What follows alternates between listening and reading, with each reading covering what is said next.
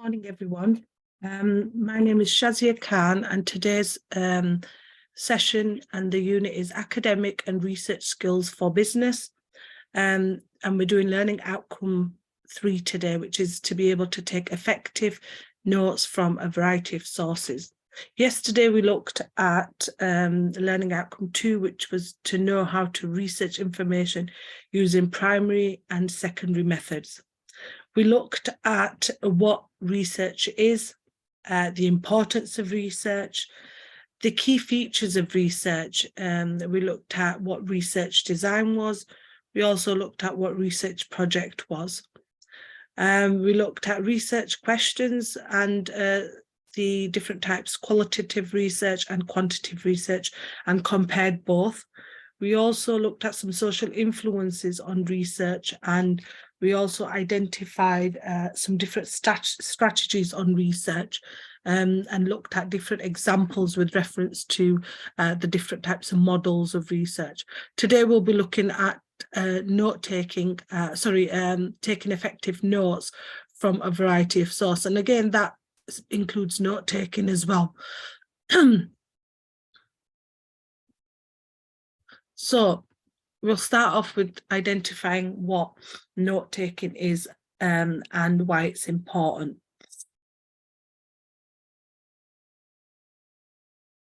So there are two main reasons why note-taking is important.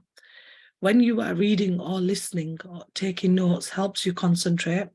In order to take notes, to write something sensible, you must understand the text. As listening and reading are interactive tasks, taking notes help you make sense of the text. Like note-taking is the practice of recording information captured from a source, such as an oral discussion at a meeting or a lecture. Notes of a meeting are usually called minutes, and the format of initial record may often be informal and or unstructured. So it's some people just put bullet points to identify that they are note-taking. By taking notes, the writer records the essence of the information, freeing their mind from having to recall everything. Good note-taking will improve your active listening, comprehension of material, and retention. Taking notes on both synchronous and asynchronous material will help you better remember what you hear and see.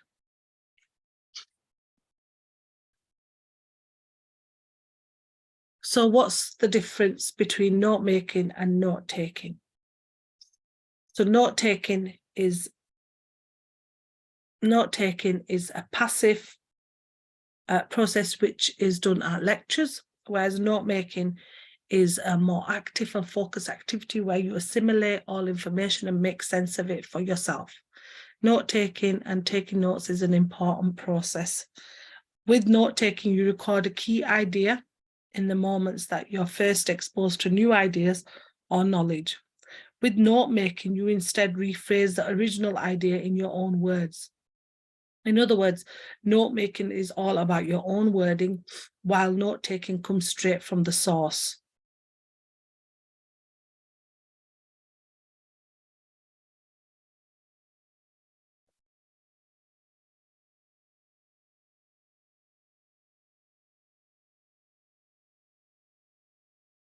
There are three types of three note-taking skills.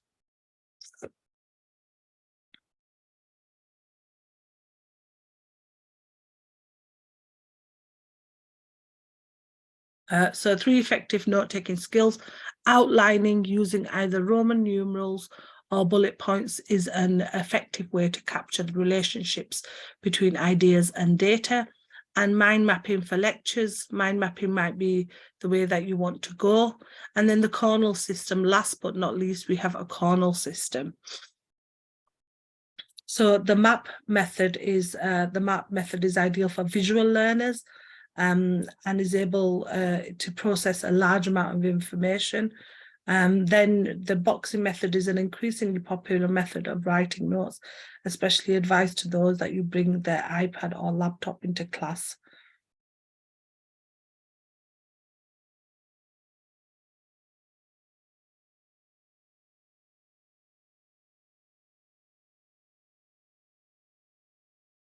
So there are some advantages of disadvantages and advantages of note taking and note making.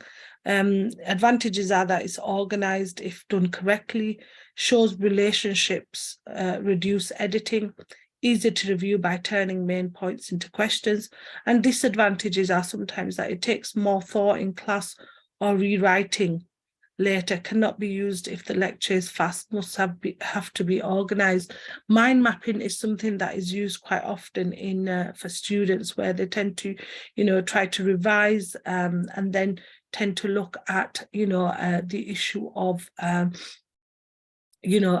revising using a mind map and then identifying key areas. There are, like we said, three main techniques. We've got the Cornell method, the outlining method, and the mind mapping method. And there are other methods, the charting method and the sentence method. Firstly, the outlining method is one that's used quite often. And this is dash or indented outlining is usually best except for some science classes such as physics or math. The information which is most general begins at the left, with each more specific group of facts indented with spaces to the right. The relationship between the different parts are carried out through indenting, and there's no numbers, letters, or numerals. So the method here is that in listening and then write in points in an organized pattern based on space indentation. So place major points farthest to the left, indent each more specific point to the right, and levels of importance will be indicated by distance away from the major point. Indentation can be as simple as a complex labeling the indentions with Roman numerals. Markings are not necessary, as space relationships will indicate this. Then we've got the mapping method, which is mapping is a method that uses comprehension, concentration skills, and involves in a note-taking from which relates to each fact or idea to every other fact or idea. Mapping is graphic representation of the content of a lecture. It is a method that maximizes active participation, affords immediate knowledge as to its understanding, and emphasizes critical thinking. And this is tend to be used when the lecture content is heavy and well organized. It may also be used for effectively when you have a guest lecture and have no idea what the lecture is going to be presented. Then you've got the Cornell system, and the Cornell system is provides a systematic format for condensing and organizing notes without laborious recopying. So after writing the notes in the main space, they use a left-hand space to label each and detail with a keyword or cue. So, if you're doing it, during the class, you take down information in the six-inch area when the instructor moves to a new point. So, there are advantages and disadvantages of all these different methods. The other one that's which is not listed on our slides is the charting method, and this method determines the categories to be covered in lecture. Set up your paper in advance by columns headed by these categories. As you listen to the lecture, record information, words, phrases, main ideas into appropriate categories. And then the other one, the final one, is the sentence method, and this is you write every new thought, fact, or topic on a separate line, numbering as you progress. So, it identifies that something is separate. So that these are the different methods. What are the 5 R's of note-taking?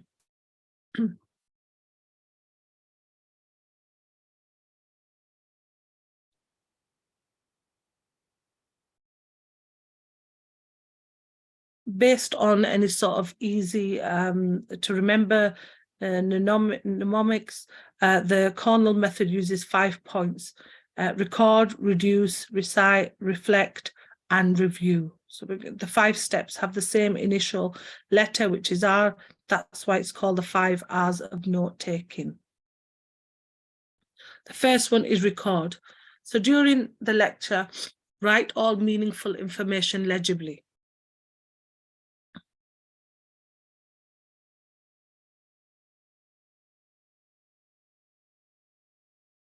Then the next one is reduce. So as soon as possible, summarize these facts and ideas concisely. After the lecture, write a summary of the ideas and facts using keywords as cue words. Summarizing as you study helps too. Clarify meanings and relationships of ideas, reinforce continuity, strengthen memory retention, prepare for exams in advance. Then the next R is recite. And this is where you would study properly. You must recite all the information in your own words without looking at our notes or texts. And this identifies, that you are able to understand certain things, and you are able to, identify texts and notes.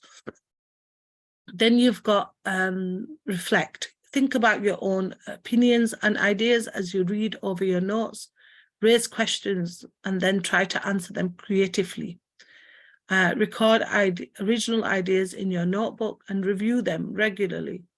Use your creative ideas when answering exam questions, in classroom discussions, and when writing papers.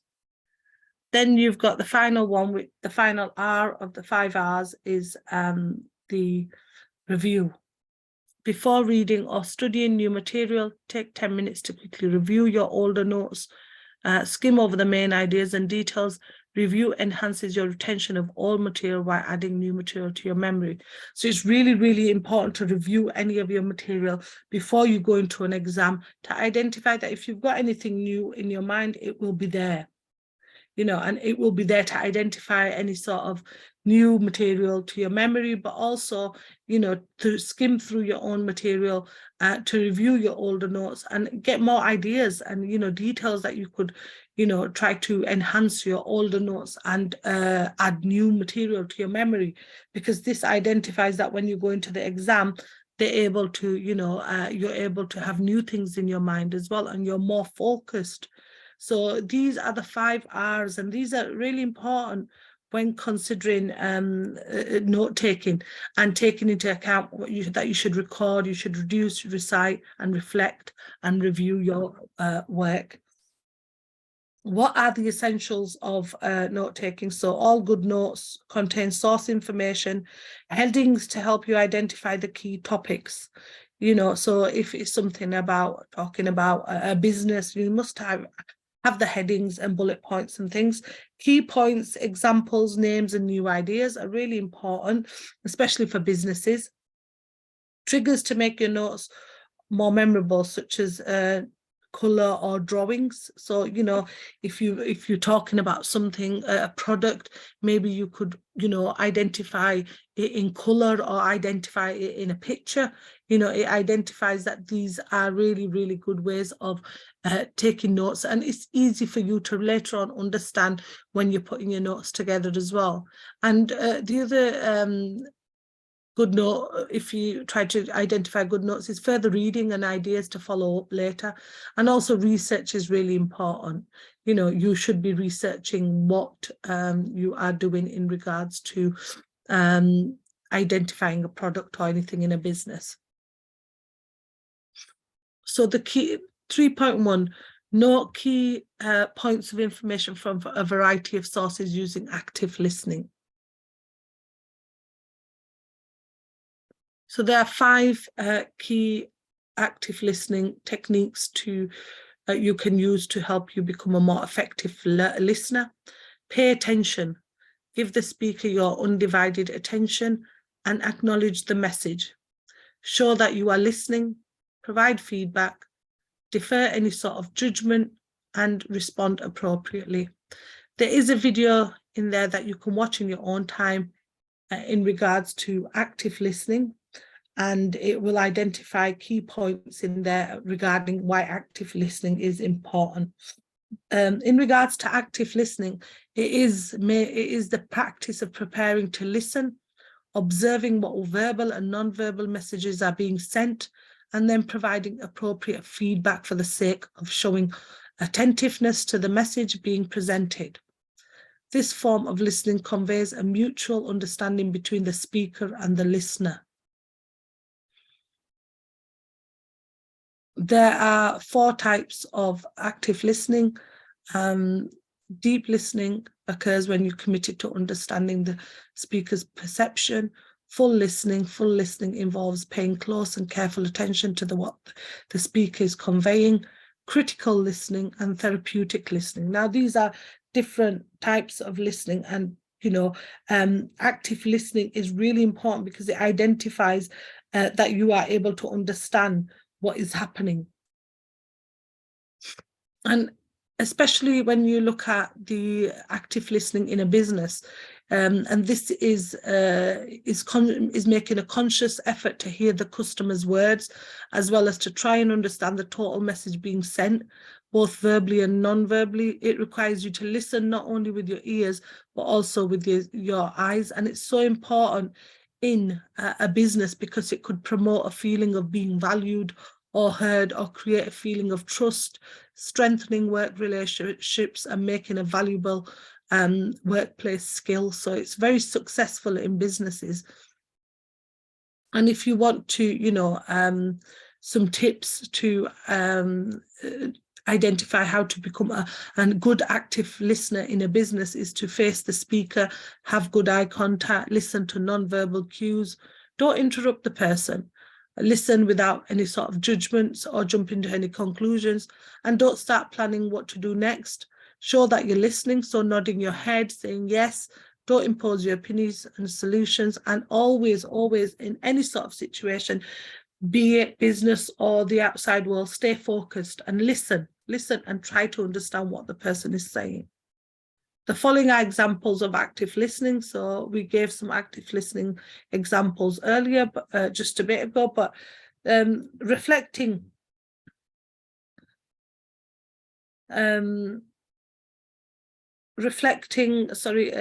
showing that you understand what I've just said, what has been said, by repeating key points back or asking questions that are useful. So if you identify that you are listening, then you can ask questions about it. There's different types of active listening, and it identifies, that you are listening to the person, you're focusing. Also, emotional intelligence. You need to look at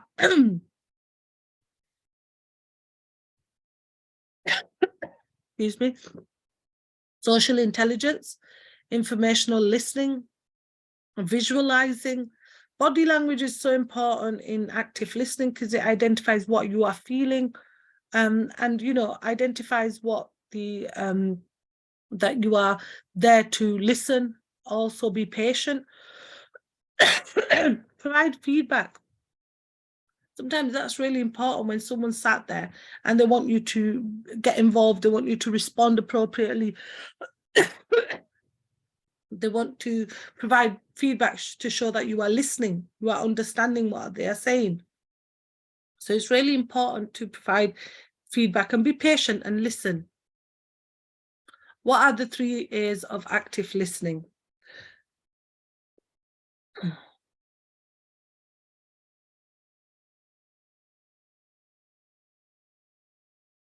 So effective listening is about self-awareness. You must pay attention to whether or not you are only hearing, passively listening, or actively engaging.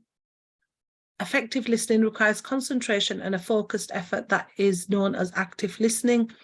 Active listening can be broken into 3 main elements. Listening is a conscious activity based on 3 basic skills: attitude, attention, and adjustment. These skills are known collectively as AAA listening.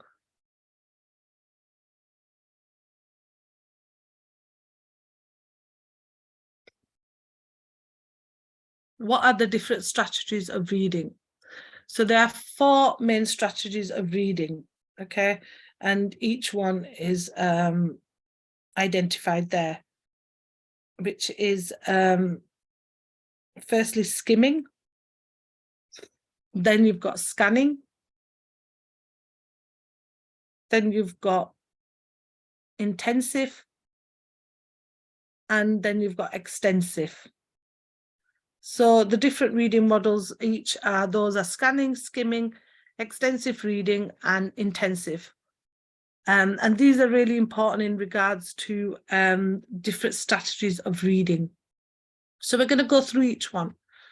The first one, skimming, is sometimes referred to as a gist reading.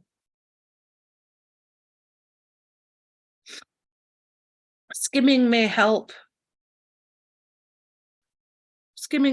in order to know what the next what the text is about as its most basic level. You might typically do this with a magazine or a newspaper, and would help you mentally and quickly shortlist those articles which you might consider for a deeper reading. You might typically skim to search for a name in a telephone directory, and you can reach a speed of 700 words per minute if you train yourself well in the particular method, and comprehension is of course very low, and understanding of overall content very superficial. So when skimming, deliberately skim text that provides details, stories, data, as we said, magazines. Instead of closely reading every word, focus on the introduction, the chapter, summaries, first and last sentences of paragraphs, bold words, and text features.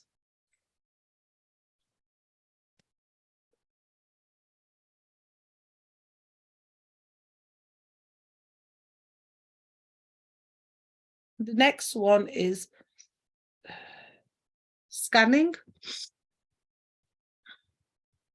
So picture yourself visiting a historical city, a guidebook in your hand. You would most probably just scan the guidebook to see which site you might want to visit. Scanning involves getting your eyes to quickly scuttle across sentence and is used to get just a simple piece of information. Interestingly, research has been concluded that reading off a computer screen actually inhibits the pathways to effective scanning, and thus reading off a paper is far more conducive to speedy comprehension of text. Something students sometimes do not give enough importance to is illustrations. These should be included in your scanning. Special attention to the introduction and the conclusion should also be paid. Scanning is a reading technique to be used when you want to find specific information quickly. In scanning, you have a question in your mind and you read passage only to have the answer, ignoring irrelevant factors. The next one is intensive reading.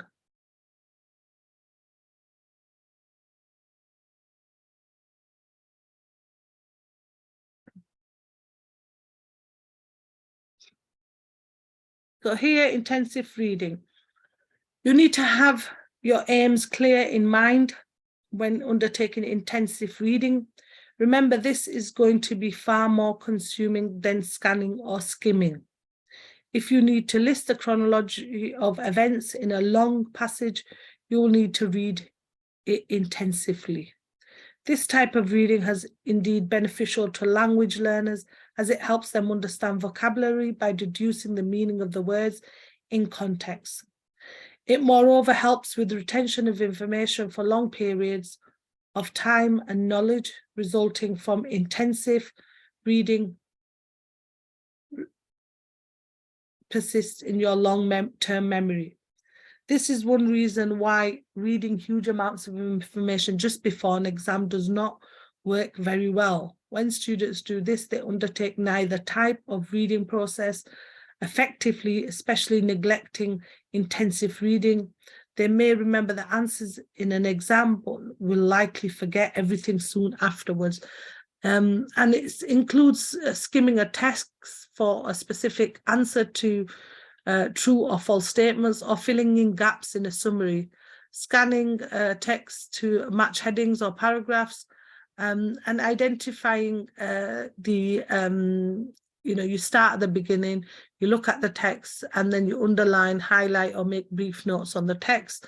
And it is quite a good way of identifying stuff. But the problem is, if you're going into an exam, one of the techniques is not to read too much just before the exam, because like they said, you're very likely to forget things when you get into the exam. And some possible examples of intensive reading materials are reports, contracts, news articles, blogs, posts, and short pieces of text, such as short stories. Then we've got the next one, which is extensive reading. Extensive reading is involves reading for pleasure. Because there's an element of enjoyment in extensive reading, it is unlikely that students will undertake extensive reading of a text they do not like. It also requires a fluid decoding and assimilation of the text and content in front of you. If the text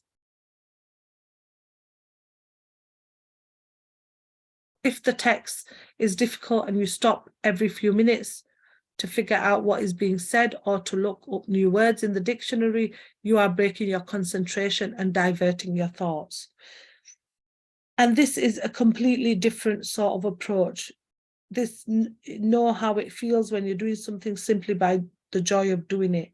So like riding a bicycle or dancing, when you know that it won't matter if you don't get the gears shifted perfectly or your dance steps don't hit every downbeat. Extensive reading is like that. It's reading for fun, and it's doing it as often as possible. Fluency and total comprehension aren't necessary for extensive reading. It's a great read, or even better, below a comfortable level of understanding. Most of the time, an unfamiliar word can be dissipated by the surrounding text, and if not, that's fine too. It's not vital to understand every single word in order to get the general idea of a particular passage. The idea behind extensive reading is that increased exposure leads to stronger language skills. Think of the vocabulary you'll be exposed to when you read a lot, and seeing the structure of the language leads to familiarity, which leads to reading competence. Think about the dancing again. The more dance, the better you get. Reading extensively is just like that, but without the tight shoes. Possible examples of extensive reading material are magazines, graded readers, novels, and yes, even comic books. 3.2, paraphrase and summarize the information. In paraphrasing, you use words to explain writer's viewpoint. Paraphrasing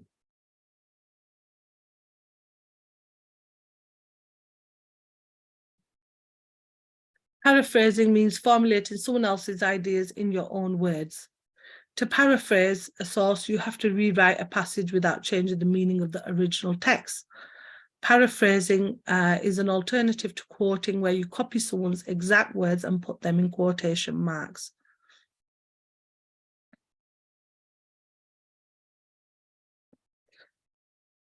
Paraphrase is used with short sections of text, such as phrases and sentences. A paraphrase offers an alternative to using direct quotations, as mentioned, and allows you to integrate evidence source material into your assignments. An example of paraphrasing is giraffes like acacia leaves and hay, they consume 75 pounds of food a day. Paraphrase that what I've just mentioned. So that was the original: giraffes like acacia's leaves and hay, and they can consume 75 pounds of food a day. If you were to paraphrase that, you'd put: a giraffe can eat up to 75 pounds of acacia leaves and hay every day. The original is: any trip to Italy should visit to Tuscany. So these are some examples of paraphrasing, and it's there to is a restatement of the meaning of the text passage using other words. So it's there to identify the same thing, but paraphrasing it in a different way.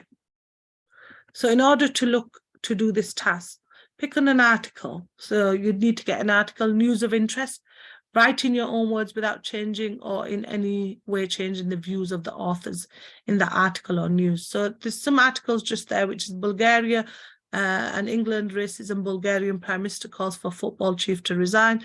And another article is role of hotel general manager. So look at this in your own time, okay? References that we've got skills you need, which has got the video on. So you need to look at that. And it is available to you on Moodle.